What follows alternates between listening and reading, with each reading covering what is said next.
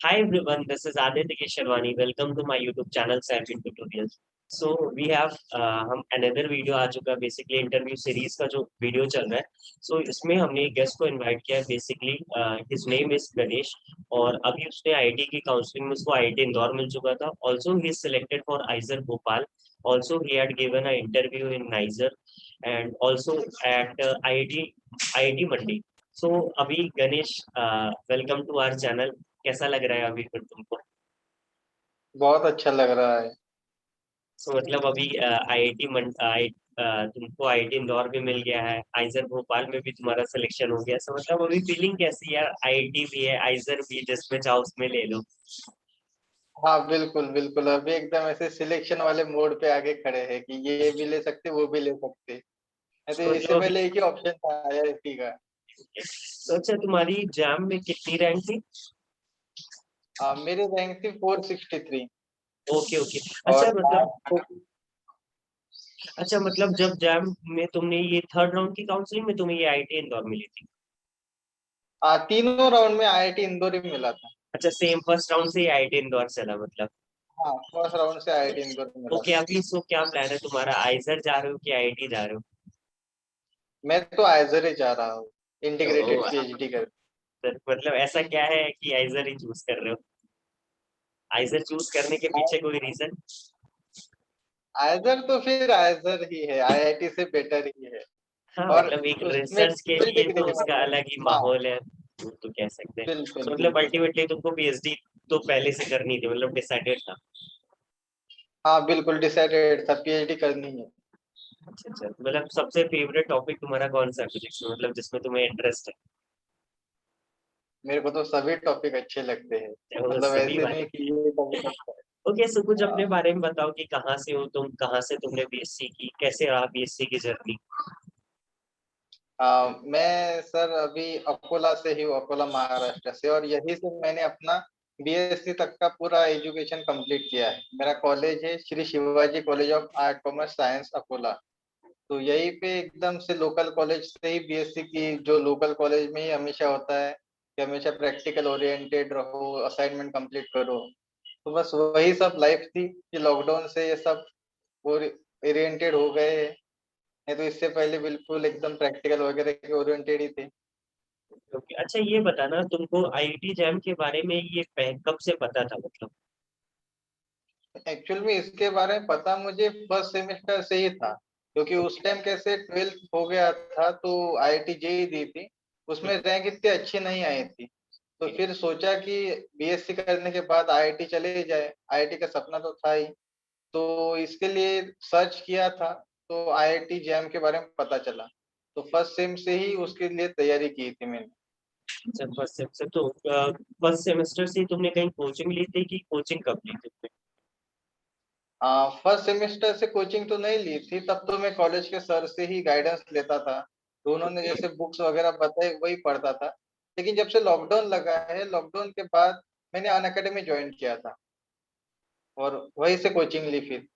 अच्छा, जब तुमने ये आईआईटी जैम के बारे में पता चला था तो तुमने कहीं ना कहीं प्लान तो कर लिया होगा कि मुझे थर्ड ईयर में जैम देना, तो जैम की प्रिपरेशन कहीं ना कहीं फर्स्ट ईयर से स्टार्ट हो गई थी कि नहीं? हाँ, हो गई थी। मैंने कुछ यूट्यूब के वीडियोस वगैरह देखा करता था, कुछ बुक्स डाउनलोड की थी वो पढ़ता था जैम के लिए।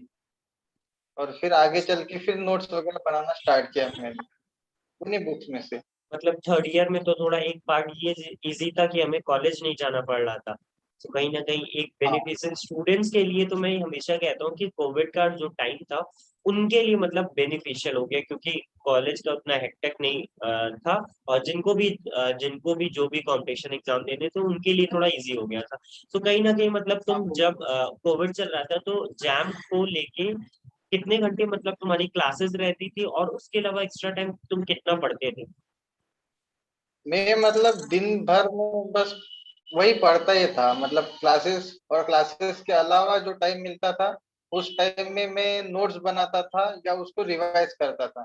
तो लगभग 10-12 घंटे तो मैंने लॉकडाउन में की होगी पढ़ाई। Okay okay. मतलब ऑन एन एवरेज अगर मुझे क्लासेस में कितना टाइम निकल जाता था जो तुमने कोचिंग की क्लासेस क्लासेस ज्वाइन के की थी? अंदर मेरे हिसाब से 3 घंटे निकल जाते थे। 1 घंटा, उसके 3 बाद और कभी कभी कभी 4। तो उसके बाद का जितना भी टाइम होता था, सो जैसे जिस दिन तुमने जो चीजें पढ़ी, क्या सेम डे तुम्हारा रिवीजन रहता था या और कुछ? नहीं, मैं एक एक टॉपिक खुद कंप्लीट करता था और फिर जब 2-3 टॉपिक कंप्लीट होते थे फिर मैं रिवाइज कर लेता था, एक बार गो थ्रू करता था कि मैंने क्या लिखा है, क्या नहीं लिखा है, क्या टॉपिक अच्छे है मेरे। तो अच्छा, मतलब ये अनअकैडमी तुमने ज्वाइन किया, मतलब इसने किसी ने सजेशन दिया था कि ये ज्वाइन कर लो, या खुद से मतलब सोचा था? नहीं मतलब उस टाइम एक सर थे कि जिनसे मैंने बात की थी अनअकैडमी के, तो मेरे को पता था कि अच्छा अनअकैडमी एक प्लेटफॉर्म है। लेकिन वो कॉलेज के जो काम थे उसके बीच में ज्वाइन नहीं कर पाया। लेकिन जब लॉकडाउन लगा तो सोचा कि चलो अब ज्वाइन कर लेते हैं, अब यहाँ से कुछ गाइडेंस मिलेगा, क्योंकि बीच में छूट गया था आईआईटी जैम का प्रिपरेशन, क्योंकि कॉलेज के एग्जाम वगैरह आपको तो पता है भैया। हम्म। तो बस उसी के बीच में थे, तो लॉकडाउन में फिर से अनअकैडमी पे आ गए। Okay okay. अच्छा, मतलब जब ये जैम का रिजल्ट निकला और उसके बाद मतलब तुमने देखा कि मेरी रैंक इतनी आई है, सो मतलब तुम्हें आइजर वगैरह के बारे में पहले से पता था कि पहले से पता था आइजर वगैरह के बारे में कि तुम अप्लाई कर सकते हो वहां पे? नहीं, बस इतना पता था कि कुछ आइजर जो है वो जैम के बेसिस पे एडमिशन लेते हैं। लेकिन ओके जैसे आपने वीडियो बनाए थे ओके। कि उसमें आइसर कलकत्ता एडमिशन ले रहा है या फिर तिरुवनंतपुरम का है, आईआईटी मंडी के फॉर्म ओपन हो गए, तो वहां से पूरा पता चला कि चलो हम भी अप्लाई कर देते हैं। तो उसी के बीच मैंने भी आपने जो लिंक प्रोवाइड की थी उसी से अप्लाई किया था मैंने। तो कहीं ना कहीं मतलब तुम्हारा पहले से आईआईटी था, वो बाद में तुमको मतलब रिजल्ट अनाउंस होने के बाद, क्योंकि मैं देख रहा था, मैं नोटिस किया था, मुझे ऐसा लगता है कि अक्सर स्टूडेंट, क्योंकि हम ऐसी जर्नी के पीछे भागते हैं, हमको आईआईटी आईआईटी जनरली दिखती स्टूडेंट्स को। अगर देखो होता क्या है कि हम 12th से आईआईटी जे के पीछे पहले भागे, सो कहीं ना कहीं हमारे दिमाग में सिर्फ आईआईटी दिख रही होती है, हमें हमें पता ही नहीं होता कि उससे भी कुछ अच्छे इंस्टीट्यूट अपने इंडिया में। सो मतलब इसीलिए वो जो वीडियो बनाने का कंटिन्यूअसली मोटो यही था कि स्टूडेंट्स को पता चले कि आईआईटी के अलावा भी बहुत सारे ऐसे कॉलेजेस हैं जो रिसर्च के लिए बहुत ही अच्छे माने जाते हैं। सो वो मोटिव तो था। मतलब उसके बाद तुम्हें आइजर के बारे में पता चला और तुमने अप्लाई किया, सो मतलब तुमको इंटरव्यू के लिए आइजर भोपाल से कॉल आया था? हाँ बिल्कुल। Okay okay. सो मतलब इंटरव्यू बाकी एक्सपीरियंस मुझे कैसा रहा? नाइजर से भी कॉल आया था और आईआईटी मंडी से भी कॉल आया था। अच्छा, आईआईटी मंडी का एक चीज ये बताना कि ये हर साल आईआईटी मंडी खुद का अलग से इंटीग्रेटेड पीएचडी के लिए निकालता है कि इस साल के लिए था? मेरे हिसाब से हर साल ही निकालता है, कुछ 5-6 लोगों को हर साल सिलेक्ट करता है। इंटीग्रेटेड इस बार भी पीएचडी। उन्होंने 5-6 लोगों को ही सिलेक्ट किया था। ओके, सो मैं यहाँ पे जो भी स्टूडेंट्स ये वीडियो देख रहे हैं, मैं आपको ये बता देता हूँ, कुछ ऐसी आईआईटीज होती हैं। और मैं तो आपको एक चीज और बता देता हूँ, कुछ एक एक दो आईआईटी शायद ऐसी भी, मुझे एग्जैक्टली याद नहीं आ रहा है अभी, कि विदाउट जैम रैंक के बेसिस पे भी वो लेती है।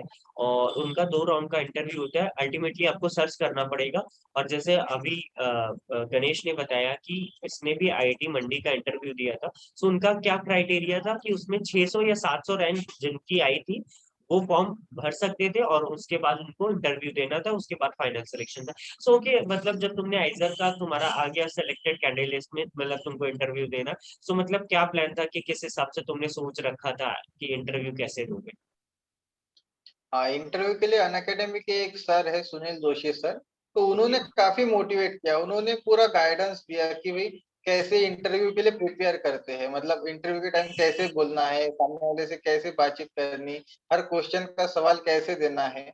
वो उन्होंने काफी अच्छा गाइडेंस दिया, तो वो पूरा दिमाग में था।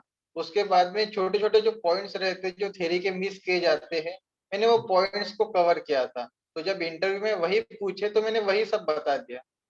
अच्छा, तो इंटरव्यू की स्टार्टिंग कैसे हुई? पहले मतलब इंट्रोड्यूस करने के लिए बोले कि डायरेक्टली सवालों का सिलसिला स्टार्ट हुआ था? नहीं, उन्होंने बस जनरल इंट्रोडक्शन वगैरह पूछा कि भाई कहाँ से हो, क्या कर रहे हो अभी, क्या क्या पढ़ के आए हो। और फिर उन्होंने डायरेक्टली क्वेश्चन ही पूछे मेरे से।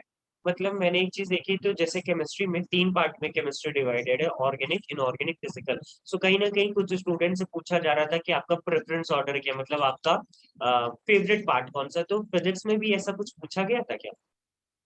नहीं, फिजिक्स में उन्होंने बस ऐसे पूछे कि भाई क्या पढ़ के आए हो, मतलब यहाँ पे हमारे पे जैसे 7 टॉपिक्स रहते हैं कि ओके। क्लासिकल मैकेनिक्स हो, थर्मोडायनेमिक्स हो या ईएमटी हो।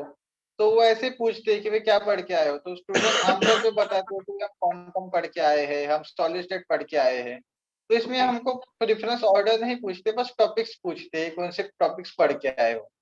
Okay okay. सो मतलब जब तुम्हारा ये इंटरव्यू स्टार्ट हुआ, सो मतलब किस टाइप के क्या क्या क्वेश्चंस पूछे गए थे एक बार ये जो भी, क्योंकि क्वेश्चन डिस्कस करने से क्या होगा कि जो भी स्टूडेंट ये वीडियो देखेंगे उनको पता चलेगा एक्चुअल में कि किस हिसाब से क्वेश्चन एक्चुअल में पूछा जाता है, क्योंकि हम पहले से बहुत डर जाते हैं कि इतना बड़ा मतलब आईआईटी आइजर तो काफी बड़ा है इंडिया लेवल पे के लिए। तो कहीं ना कहीं थोड़ा सा डर हो जाता है यार कि वो बहुत बड़ा क्वेश्चन ना पूछ ले, बहुत टफ ना पूछ ले। सो एक बार क्वेश्चन डिस्कस कर देना कि क्या क्या क्वेश्चन तुमसे पूछे गए थे।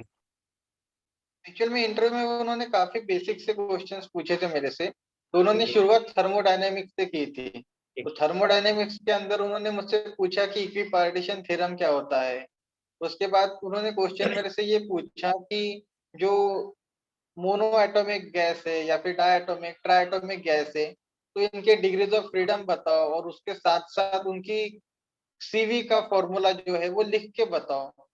फिर एक सर ने मेरे से क्वेश्चंस पूछे कि एक पार्टिकल हो तो उसको कितने डिग्रीज ऑफ फ्रीडम लगेंगे, दो पार्टिकल हो तो कितने लगेंगे, फिर उनके बीच का डिस्टेंस हम कांस्टेंट करेंगे तो क्या होगा।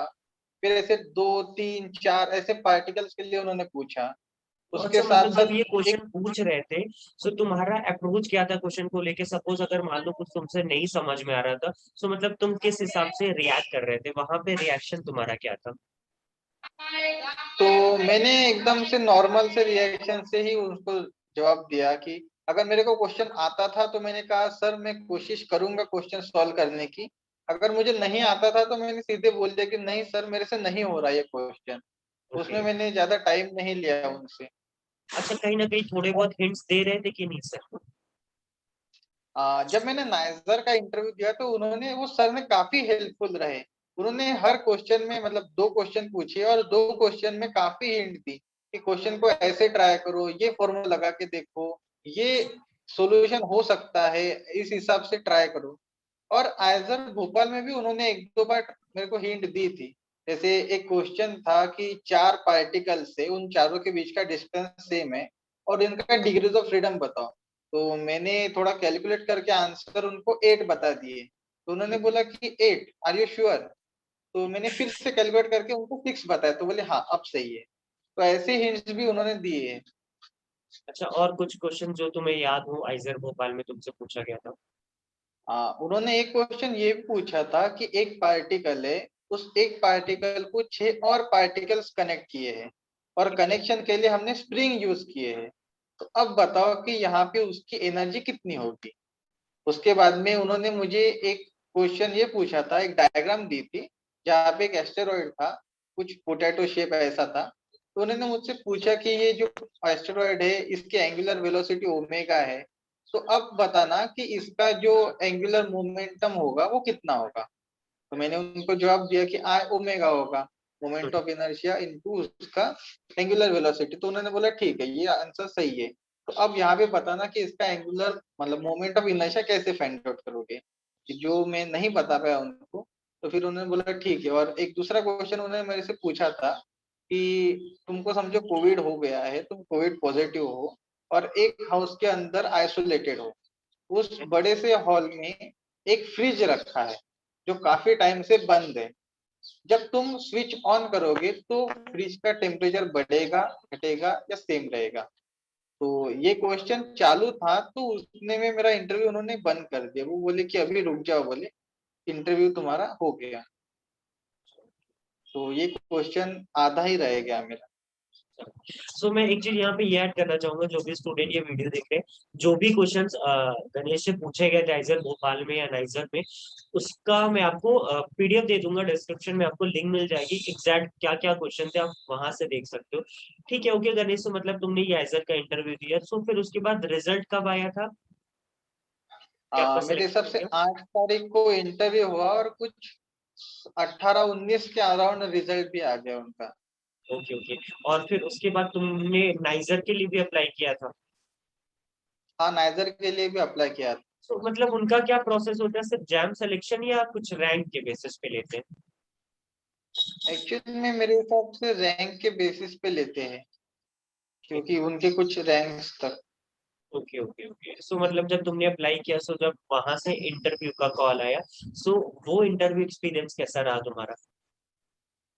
वो इंटरव्यू एक्सपीरियंस भी अच्छा था। एक्चुअल में क्या हो गया कि आयसर भोपाल का 8 तारीख को इंटरव्यू था ठीक और है। नाइजर का 9 तारीख को इंटरव्यू था। ओके। तो बीच में गैप नहीं था, तो जो आयसर भोपाल के लिए पढ़ के गए थे बस उसी के बेसिस पे नाइजर का भी इंटरव्यू दे दिए।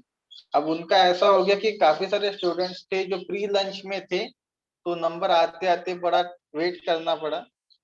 और फिर उन्होंने क्या किया कि मुझसे डेरिवेशन पूछ लिए। हम्म। सबसे पहले उन्होंने मेरे से contour integration dz by z पूछा, जो मैंने ओके। फॉर्मूले से बताया उनको।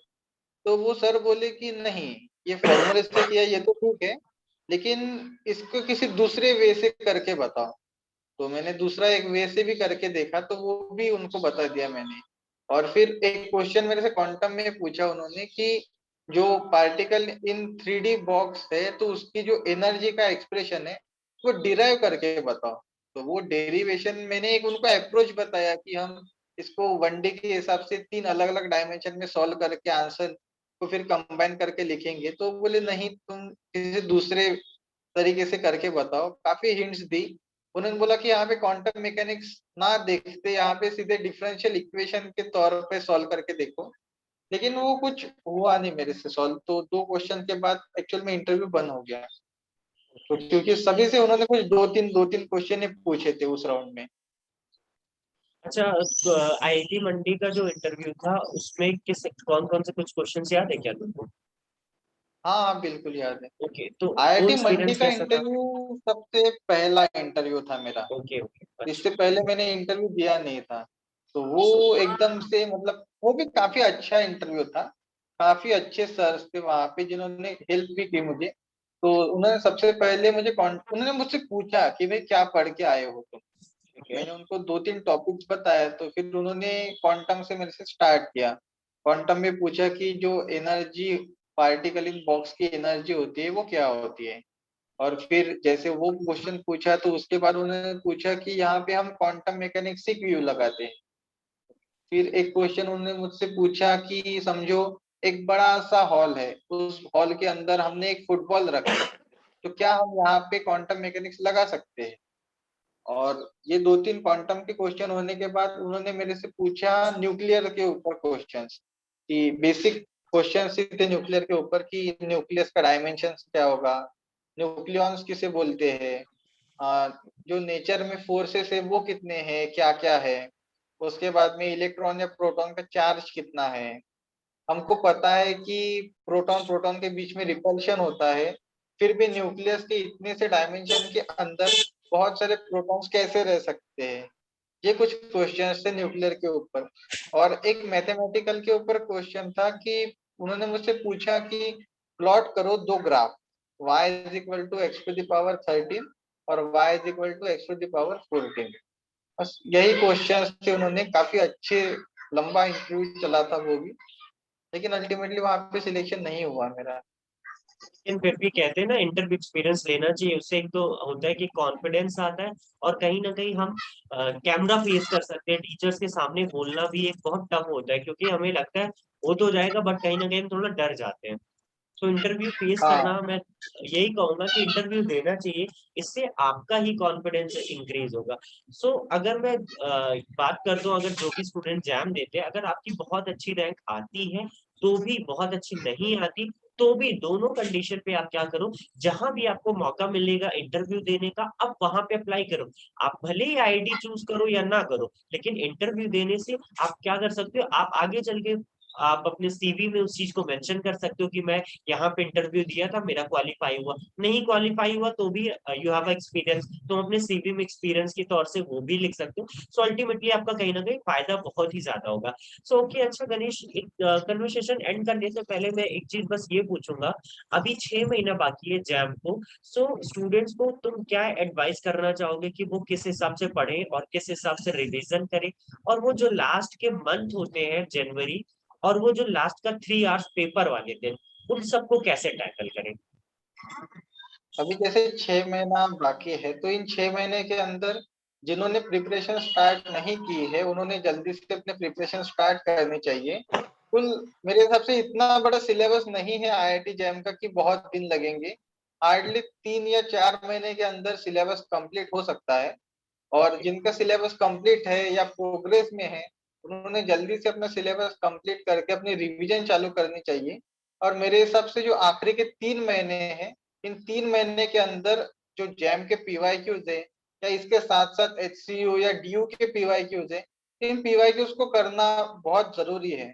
इन पीवाईक्यू से एक आइडिया मिलता है, 3 घंटा बैठने की प्रैक्टिस होती है, कोई अच्छी सी टेस्ट सीरीज ज्वाइन करनी चाहिए और मोस्टली रिवीजन करनी चाहिए।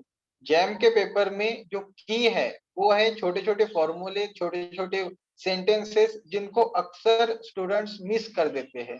काफी लोग बड़े बड़े इक्वेशन तो याद रख लेते हैं, लेकिन अगर छोटे छोटे सीवी सीपी के जो अगर क्वेश्चन पूछे तो वहां पे गड़बड़ कर देते हैं। तो ऐसे छोटे छोटे फॉर्मूलेस को याद रखना है, इन फॉर्मूलास को रिमेम्बर करना, याद करना स्टार्ट करना चाहिए, रिवीजन करनी चाहिए और ज्यादा से ज्यादा क्वेश्चंस करने चाहिए। बस यही है आखिरी के 6 महीने की स्ट्रेटेजी। अच्छा, बस ये जो लास्ट डे जो हमारे एग्जाम डे वाला 3 आवर्स होता है, उसको अब उसमें क्योंकि टेंशन तो बहुत होती है, सो वहां पे कामनेस को किस तरीके से मेंटेन करें, क्योंकि 3 आवर्स ही हमारे बहुत ही मेन होते हैं। सो मतलब तुम जब पेपर दे रहे थे तो वो 3 आवर्स को कैसे काम खुद को रखना, कौन सा सेक्शन पहले करना, ये सब का क्या प्लान था तुम्हारा? मैंने एक्चुअल में सेक्शन वाइज पेपर को नहीं सॉल्व किया। मैंने ऐसे सॉल्व किया कि 60 क्वेश्चंस है। सबसे पहला क्वेश्चन को पढ़ना कि अगर हमको आता है तो ठीक, नहीं आता है तो कोई बात नहीं, अगले ओके। क्वेश्चन में चले जाएंगे। तो जो ओके। क्वेश्चन आते थे मैंने वो क्वेश्चंस किए। और फिर आखिर में मतलब सॉल्व करते करते अगर हम आगे जाते हैं तो 1 डेढ़ घंटे के अंदर 30-35 क्वेश्चन तो आसानी से हो ही जाते हैं अपने, अगर सही ढंग से करे तो। तो अगर 1.5 घंटे के अंदर 30-35 क्वेश्चन होते हैं तो फिर से एक बार पहले क्वेश्चन की तरफ रुक कर सकते हैं। फिर वहां से जो जो क्वेश्चंस हम सेकंड अटेम्प्ट में कुछ क्वेश्चंस कर सकते हैं तो वो क्वेश्चंस करने चाहिए। एक्चुअल में लोग क्या करते हैं कि एकदम से वो टाइम के हिसाब से देखते हैं कि हम आधे घंटे के अंदर 2 क्वेश्चन करेंगे, 15 मिनट में हम 5 क्वेश्चन कर लेंगे, या फिर हम ये सेक्शन हमको 1 घंटे में करना है।